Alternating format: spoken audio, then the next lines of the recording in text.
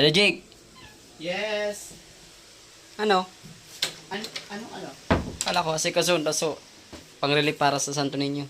Ay, iyo, Santo Niño Sangay, Oo. yung lockdown. Oh.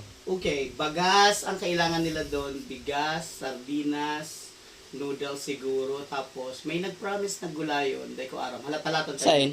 gulayon. Sabi na darahon digdi.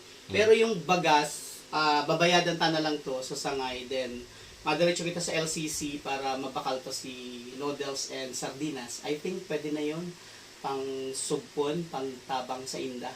So, mapaiba na lang ako sa imo, tabangan mo, tabi ako, Amigos Mindset. Ayan, salamat, Amigos Mindset. May katuwang ako ngayon. So, let's go, Gald. Stop to. Patay ng laptop. Alright. Off na muna tayo sa work from home. Punta muna tayo sa community service. Mga taga Santo Niño, antay-antay nyo po ang konting tulong mula sa si Daddy Jake TV. Salamat.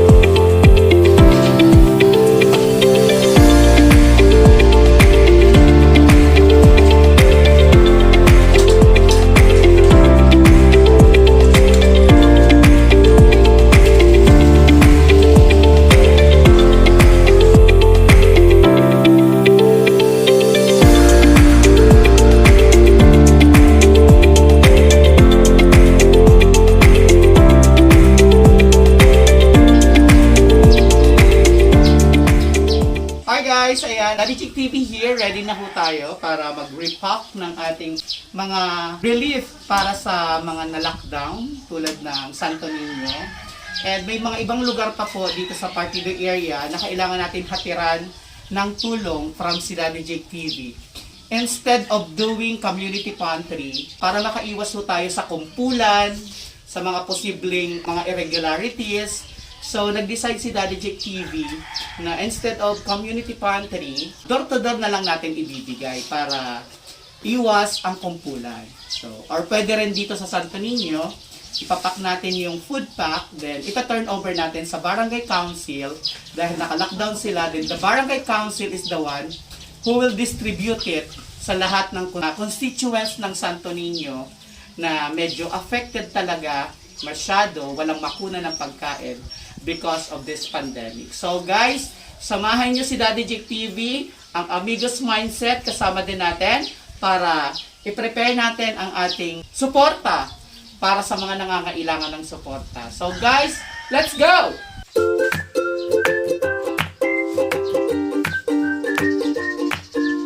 Hi guys, ayan, ready na ho tayo para mag-pack ng ating support para sa Barangay Santo Niño, Sangay, Camarines Sur. Lockdown sila until May 9. Kaya sa lahat ng mga may gininto ang puso who are willing to share their blessings, guys, this is the right time for you to share your blessings sa mga taong nangangailangan ng tulong.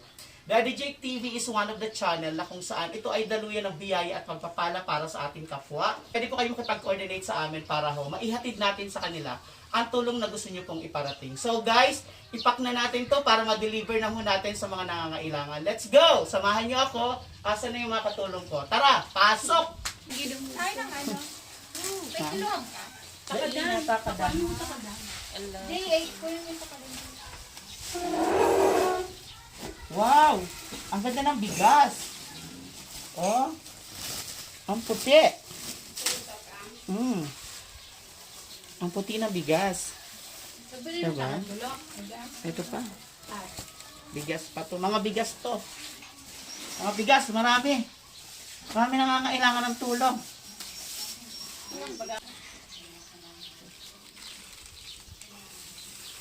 Maraming salamat sa Daco Rice Mill. Ayan. So, Coach Maylene Daco, maraming salamat po sa napakaputi at napakagandang bigas.